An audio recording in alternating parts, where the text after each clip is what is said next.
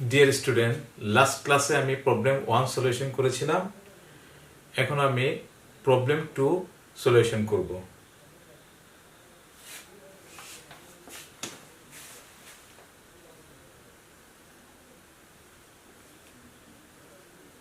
Problem 2, তো problem 2টা আমি পড়ছি। What will be the optimum DP ratio for the following situation according to Alter model? And what will be the market price of that DP ratio? এখানে দেওয়া আছে capitalization rate 15%, rate of return 20%, earning per share 20 টাকা 20। এখানে আমাদেরকে যেটা বলেছে, what will be the optimum dividend payout ratio. DP ratio মানে dividend payout ratio according to Walter model, মানে অল্টার মডেল অনুসারে। And what will be the market price of that DP, মানে এই ডিপি রেশিওতে মার্কেট প্রাইসটা, share প্রাইসটা কত হবে সেটা জানতে চাচ্ছে। আচ্ছা, এখন আমি তোমাদেরকে একটা ব্যাপারে কথা বলছি যে এখানে কিন্তু ডিপি রেশিও দেওয়া নাই, ডিভিডেন্ড পে আউট রেশিওটা দেওয়া নাই। ডিভিডেন্ড পে আউট রেশিও যেহেতু দেওয়া নাই, এখন আমি যে প্রথমে তোমাদেরকে দেখিয়েছিলাম, বোর্ডে তোমাদেরকে লিখেও দিয়েছিলাম, নোটও করে দিয়েছিলাম যে আর কে ই দ্বারা আমাদেরকে ডিভিডেন্ড আমরা দিব না রিটেন করব সেটা একটা ডিসিশন নিতে হয়, ঠিক আছে। তো এখানে আমাদের যেহেতু ডিপি রেশিওটা দেওয়া নাই, এখন আমাকে আর মানে রেট অফ রিটার্ন এবং কস্ট অফ ইকুইটির সাথে কম্পেয়ার করে ডিভিডেন্ড দিব কি দিব না, রিটেন করব কি করব না সেটা ডিসিশন নিতে হবে। যেমন এখানে আমাদেরকে কোনটা বেশি আছে কোনটা কম আছে আমরা সেটা দেখে নিচ্ছি। এখানে আমাদের রেট অফ রিটার্ন মিন্স আর বেশি আছে, আর আছে রেট অফ রিটার্ন আছে 20%, যেটা আছে 20%। আর কেই ক্যাপিটালাইজেশন রেট মানে হচ্ছে আমাদের কেই কস্ট অফ ইকুইটি, কেই আছে আমাদের 15%। তাহলে এখানে রেট অফ রিটার্নটা বড় আছে, কেইটা কম আছে। তো আমাদেরকে অল্টার্স মডেল কি সাজেস্ট করেছিল, আমরা প্রথমে যে দেখিয়েছিলাম, প্রথমে যখন বোর্ডে দেখিয়েছিলাম, নোটও দিয়েছিলাম। আচ্ছা, ওখানে আমাদের ছিল যখন আরটা বড় থাকবে, কেইটা ছোট থাকবে, তখন 100% ছিল রিটেনশন, 100% ছিল রিটেনশন আর 0% ডিভিডেন্ড, 0% ডিভিডেন্ড। এভাবেই তো ছিল, তাই না? এভাবেই ছিল। তো এখন আমাদেরকে ডিভিডেন্ড হবে 100% রিটেনশন করবে, ডিভিডেন্ড হবে 0%, তার মানে ডিপি রেশিও 0 এখানে বলা আছে। তাহলে অ্যাকর্ডিং টু অল্টার্স মডেল আমাদের যে প্রথম কোশ্চেনটা সেটা হচ্ছে এরকম, what will be the optimum DP ratio for the following situation according to Walter. তাহলে আমরা লিখতে পারি according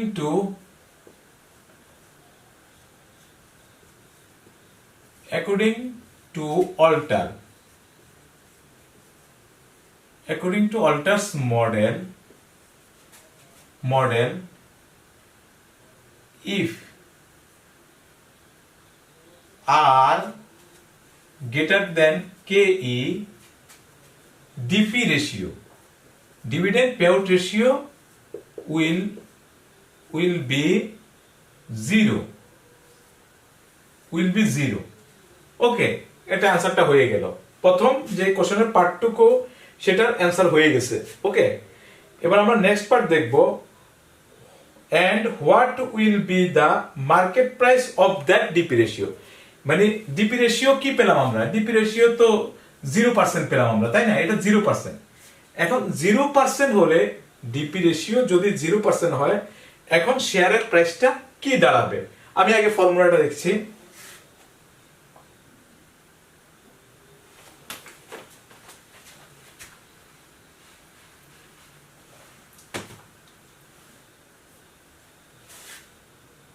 পি সমান D dividend, K E cost of equity, E minus D into R divided by K E whole divided by K ই।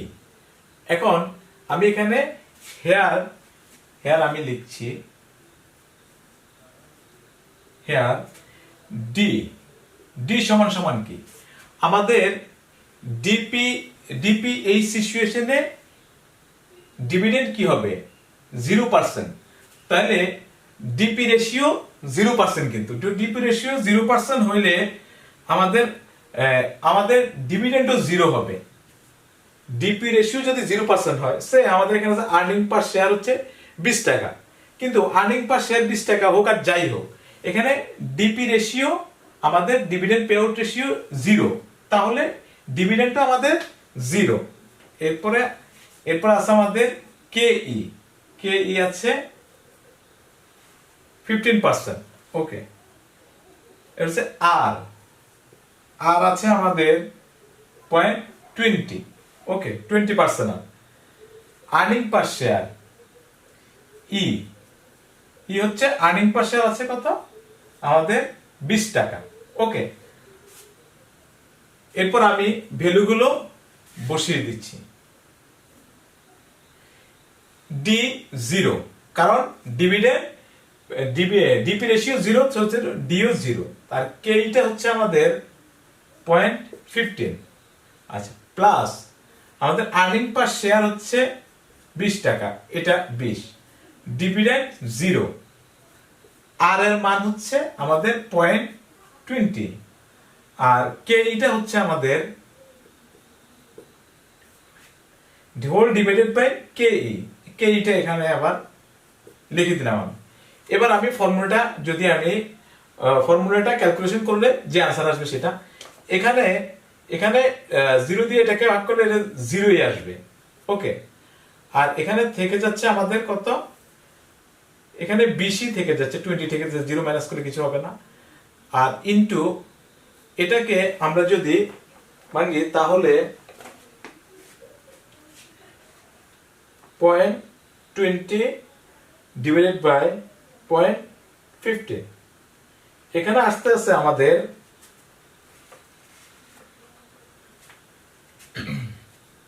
এটা দেখতে দরকার নাই, এটাকে ভেঙে ফেলেছি, এখানে আসতেছে আমাদের 1.3333। ওকে, এটাকে আমরা এখন নিচে আমি রেখে দেই 0.15 রেখে দেই, তো এখানে 0 প্লাস এটাকে আমি 20 ইন্টু 0.20 ইন্টু 1.333, এখানে আমরা পেলাম, উপরে আমরা পাচ্ছি 26.66। আচ্ছা, নিচে আমাদের যথারীতি এটা আমি লিখে দিলাম।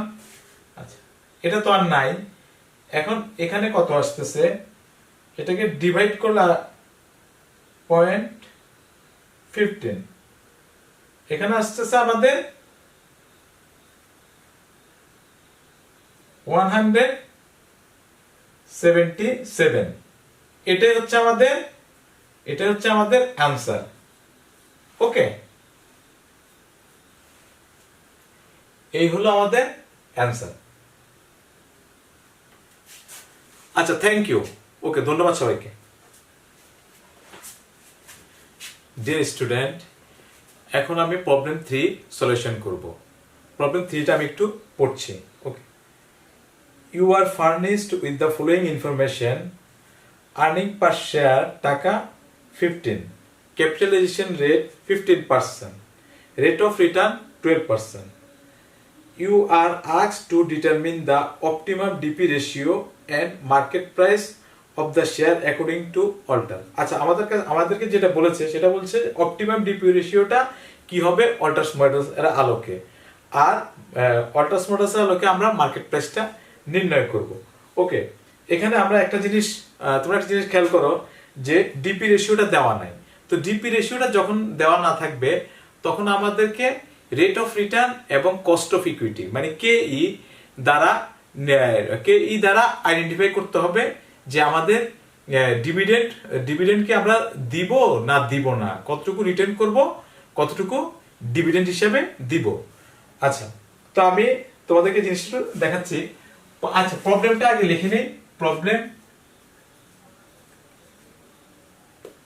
প্রবলেম 3। ওকে, এখানে ডিভিডেন্ডের সিদ্ধান্তে আসার জন্য আমাদেরকে যেটা করতে হবে, এখানে যেটা আছে সেটা হচ্ছে আর মানে রেট অফ রিটার্ন আছে আমাদের 12%, আর আমাদের কেই আছে আমাদের 15%। ওকে, তাহলে এখানে কেইটা বড়। তো আমরা জানি মানে অ্যাকর্ডিং টু অল্টারস মডেল আমাদেরকে যে সাজেস্ট করে সেটা হচ্ছে যেখানে আরটা ছোট থাকবে, আর্নিংটা কম থাকবে, কেই কস্ট অফ ক্যাপিটালটা বড় থাকবে, সেখানে আমাদেরকে কি বলে? সেখানে আমাদেরকে বলে 0% রিটেনশন, 0% রিটেনশন, 100% ডিভিডেন্ড। তাহলে এটার আলোকে আমরা কি করতে পারি? আমরা লিখে দিতে পারি আমাদের যে কোশ্চেনটা আছে যে অপটিমাম ডিপি রেশিওটা কি হবে। এখন আমরা সেই বিষয়টা লিখে দিতে পারি। আমরা লিখতে পারি যে অ্যাকর্ডিং টু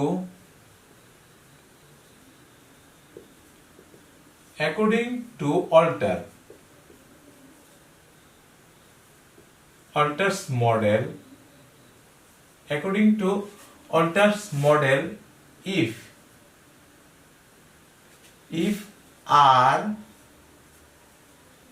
আরটা যখন ছোট হবে, কেইটা যখন বড় হবে, তাহলে DP ratio will be DP ratio কত হবে? ডিপি রেশিও হবে 100% এটার আলোকে। যেহেতু এটা ছোট এটা বড়, তাহলে 100% হবে। ওকে, আচ্ছা, তো আমরা এর অ্যানসারটা পেয়ে গেলাম, প্রথম অংশের অ্যানসার পেয়ে গেলাম। And market price of the share according to order. এখন আমরা মার্কেট প্রাইসটা নির্ণয় করব। তা আগে আমি ফর্মুলাটা লিখে দিচ্ছি। P সমান ডিভিডেন্ড কেই plus E earning per share dividend into R by কেই হোল ডিভাইড বাই কেই। আচ্ছা, এখানে আমি এবার হেয়ারটা লিখে দিচ্ছি। হেয়ার যেটা হবে ডি সমান। আচ্ছা, এখানে আমরা ডিভিডেন্ড যে নির্ণয় করি, এখানে আমাদেরকে কি বলেছে? আমরা কি পেয়েছি? যে ডিপি রেশিও 100%। তাহলে ডিপি রেশিও 100% হলে আমাদের আর্নিং পার শেয়ার যেটা আছে এটাই পুরোপুরি ডিভিডেন্ড হিসেবে দেখা হয়। যেমন এখানে যদি আমরা দেখা যায় আমাদের আর্নিং পার শেয়ার কিন্তু 50 টাকা, 50 ইনটু 100%, ডিপি রেশিও 100%। ওকে, তাহলে আসতেছে কত টাকা? 50 আসতেছে, টাকা 50। ওকে, টাকা 50 আসতেছে। আচ্ছা, এখন এটা পেলাম আমরা ডিভিডেন্ড করতে আমরা কস্ট অফ ইকুইটি মানে কেই হচ্ছে আমাদের 0.15।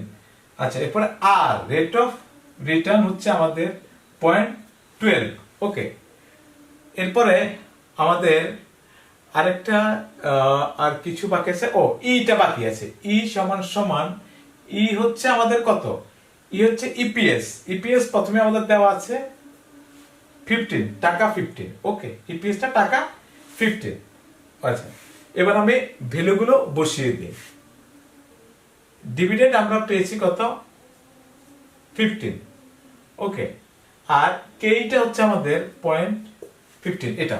ওকে, প্লাস আর্নিং পার শেয়ার আমরা পেয়েছি 15, ডিভিডেন্ড আমরা পেয়েছি 15। ওকে, তারপরে এরপর আমাদের রিটার্নটা কত? 0.12। এরপর আমাদের কেইটা হচ্ছে ওকে 0.15।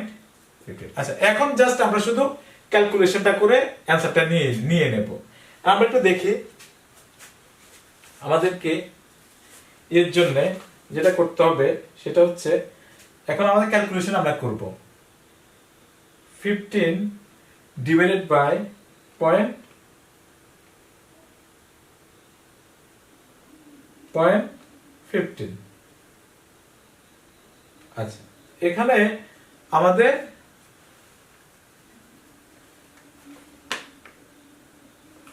আচ্ছা, তাহলে এখানে আসতেছে আমাদের 100। ওকে, 100। আচ্ছা, এরপরে এটা ক্যালকুলেশন করলে প্রথমে এখানে আসতেছে আমাদের 0।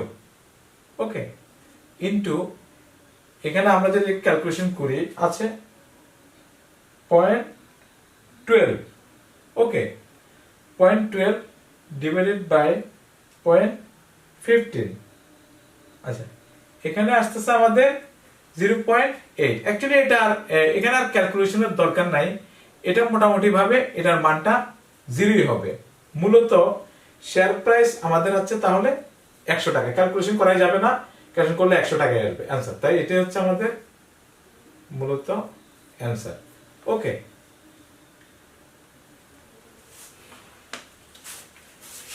আচ্ছা, তো ঠিক আছে। ওকে, ধন্যবাদ, আল্লাহ হাফেজ।